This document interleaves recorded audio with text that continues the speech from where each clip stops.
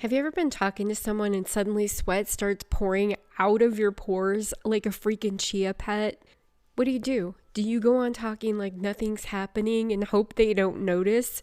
Or do you just own up to it, wipe your brow, grab your fan, and brush it off like no big deal? Hot flashes. Fun, huh? Well, I've got some cool fixes for you today, and the best part is they're all natural. So if hot flashes have you burning up and you want to stay away from the pharmaceuticals, stick around. Welcome to the Women Rockin' Midlife Podcast, soulful wellness to elevate your second act. You deserve to deeply love every moment of your life, living your best life with pure joy, optimal health and abundance, with the energy, time, and inner peace to savor experiences with your loved ones and with yourself. Hi, I'm Jen Kunkel.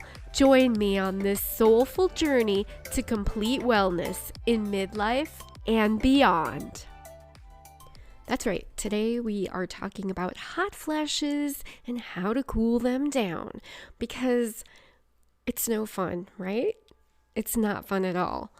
And I don't think most people realize how stressful and anxiety-inducing it can be to have to deal with this. I don't think people realize that these hot flashes also happen at night and keep you awake.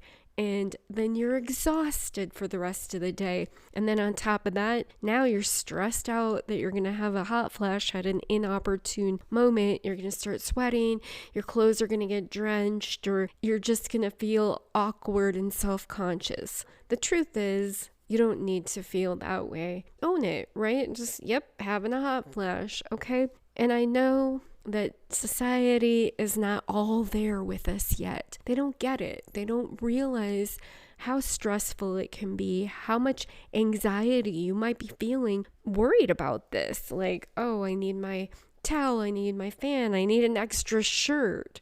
The more you start owning it when it does happen, the more society is going to be like, oh, okay, and maybe even recognize how exhausted you are, because this stuff happens at night too, and then you get woken up by it and you can't sleep, and then it's this vicious cycle. You're tired, you're worried about the hot flash, and you're in this constant state of stress and anxiety, even just worrying about this happening, not to mention all the other stuff. Let's let that be okay when it does happen, first of all. And I know that takes time to start to adjust and get used to it. So a couple things that I've done, this isn't related to menopause, but it's something that's so conditioned, right? So I get it. I get that if you're not usually talking about it and the people in your circles are not usually talking about it, it can be awkward. It can feel really awkward.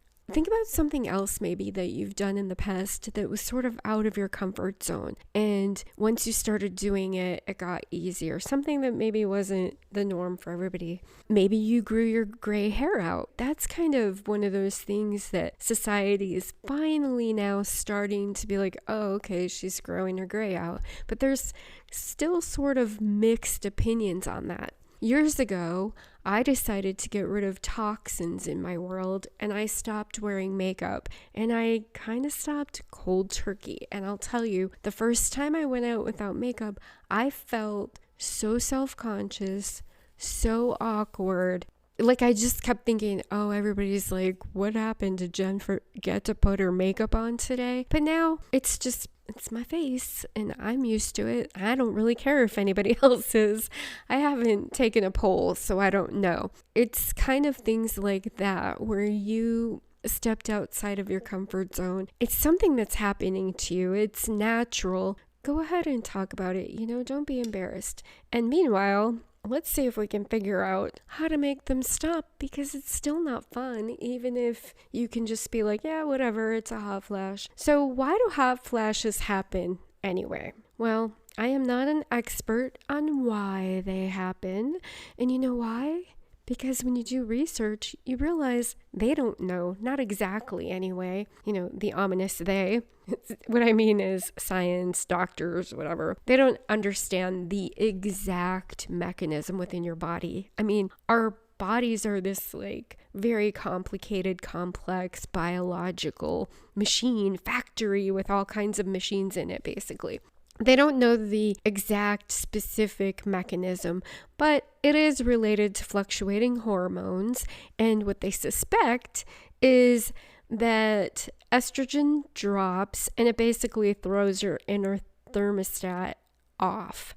So your body doesn't know what temperature it is, right? That's your hypothalamus in your brain. It throws that off. That's like your inner thermostat. So it starts thinking your body is too hot and it opens blood vessels and sweat glands to cool it off.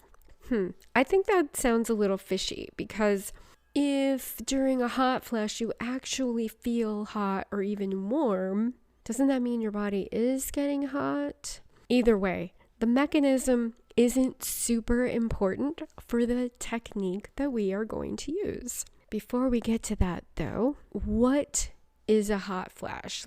What happens when you're experiencing it?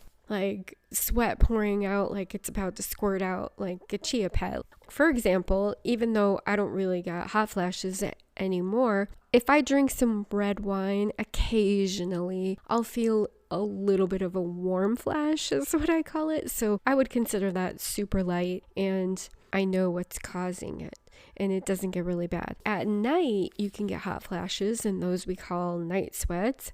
They can keep you awake, and you end up having low energy. And you can also end up having low sex drive from that, because you're just tired, you're unmotivated, etc. And here is the wildest part, is hot flashes can actually last for 7 to 10 years or even more. What triggers hot flashes? That's what we really need to know, right? Not all the biochemistry that's going on in the body. Just we can see what happens. So like I said, if I drink red wine, I usually tend to have a little tiny warm flash, or sometimes I do. Stress, anxiety, mood changes. Those are huge, huge triggers for hot flashes. Calming stress can help you alleviate the hot flashes. Being overweight apparently has also been shown to be associated with hot flashes, but it's not totally. There's definitely people who are not overweight who are having major hot flashes.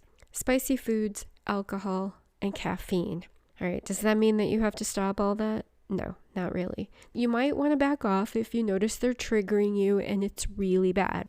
With the red wine for me, I don't worry too much about it. It's really, really mild. It doesn't even happen every time.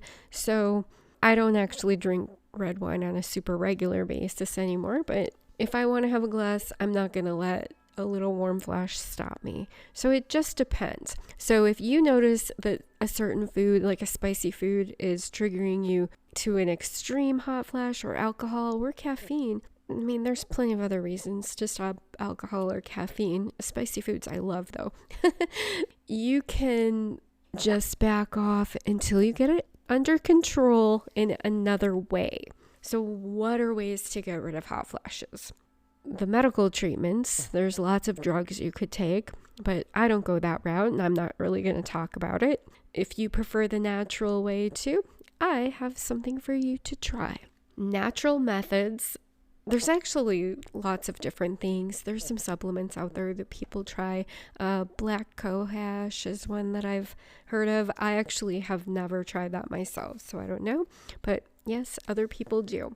The methods that I use, I'm very simple. I like to keep things as simple as possible. So if I can do something without a supplement, without a device or whatever, that's my go-to. Breathing techniques and mindfulness. There's at least one study I found that shows that they do alleviate hot flashes. I created this 3-minute calm the fire audio activation that is using one of these breathing techniques. And it's designed to cool hot flashes naturally, to calm the stress, and to support hormone balance. Now, if you're thinking, wait a minute, Jen. I don't need to take any supplements. I don't need any kind of device. I don't need any medication. I'm just doing this with my mind. Well, yes, sort of, your mind and your body. If you think that seems far-fetched, that a simple breathing technique is going to help you get rid of these hot flashes that you've been struggling with for maybe years, I get it. I can understand your skepticism. I used to be skeptical about stuff like this too. Super skeptical, actually. Probably more skeptical than you even are. But here's the bottom line is if you try it and it works, then it works, right? What other proof do you really need? The best proof is in using it. Techniques like this are finally being studied in Western science, and the results are looking very positive. Now, there's not a ton of evidence, but there is evidence. You'll also find it interesting to note that practices like this have been used in Eastern medicine for thousands of years. You may already know that, and maybe you're already on board with things like this. But if you're not, I just wanted to bring this point up. Eastern medicine has been using things like this that involve the mind and the body and all of who you are as one whole. Because guess what? You're one whole. And the only reason that we think about ourselves as these segmented, separate pieces is because that's how we've been conditioned to think about it. You go to a doctor for your body. In fact, you go to a different doctor for different parts of your body. But frankly, I don't think that's the best way because your body is an entire system that works together. And guess what? It seems that it's not just your body. It's also your energy field or your soul or whatever you want to call it. And people even think your brain, your thoughts, that's separate. It's all one. It's all part of who you are. In fact, that just brought to mind how a lot of people in the spiritual world talk about ego. And maybe you don't know about this, but this is kind of a thing where that being enlightened means detaching from your ego or letting go of your ego or whatever. But I've never really been on board with that because everything that is a part of you is a part of you. And by the way, any word like that, ego, or even your mind, your thoughts, your emotion, your body, all those separate labels, those are just things that human beings made up. Our bodies are all one thing. Like who we are as a whole, that's what it is. It's everything. It's our energy, it's our emotions, it's our thought, it's our ego. It's our bodies, it's everything. I think Eastern medicine might have been onto something all along. I mean, thousands of years it's endured. Maybe we're the ones that are catching up here, right? All right, so like I said, the best proof is in using it so you can see for yourself. So I created this audio. You can download it for free and you can try it out. And I would love to hear how it works for you. Download my brand new 3-minute Calm the Fire audio activation for all natural hot flash relief. Go to wildsavvy.com/ get this, cool, COOL. Easy to remember. All right, wildsavvy.com/cool. And as usual, that will be in the show notes. All right, for real, let me know how it works. I want to hear from you. All right, see you next time.